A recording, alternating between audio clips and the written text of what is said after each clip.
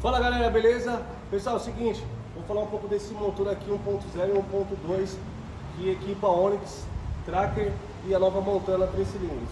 Dei uma pesquisada inclusive no YouTube e o pessoal não fala desse tipo de barulho.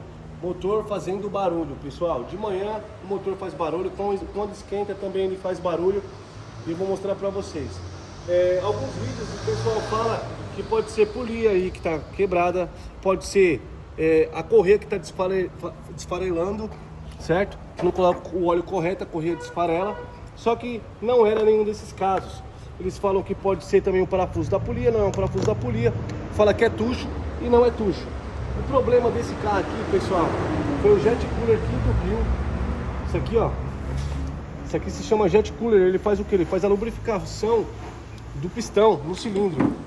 Ele faz a lubrificação do pistão no cilindro. Você pode ver que esse aqui tá legal. O cliente reclamou de barulho nesse motor. Quando a gente desmontou o motor, olha o que aconteceu no pistão. Então o pistão aqui, ó, ele estava com falta de lubrificação porque o jet cooler não estava mandando óleo e entupiu esse jet cooler. Pode ser que a outra correia, esse carro está com 100 mil quilômetros, esfarelou a correia, trocaram só a correia, limparam o motor e entupiu. A gente não sabe aí o que aconteceu. Pode ser também um óleo que não é um óleo de qualidade para colocar nesse tipo de carro, certo? Então tem que colocar um óleo 100% e é isso aí.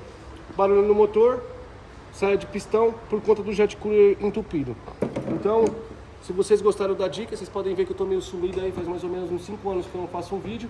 Então, se inscreva no canal, ativa o sininho, que eu vou começar a fazer os vídeos, fala os vídeos que vocês querem que eu faça aí sobre dicas e eu vou fazendo pra vocês aí. E sempre assim, vídeo rápido, pra gente pegar rápido o defeito. Fiquem com Deus.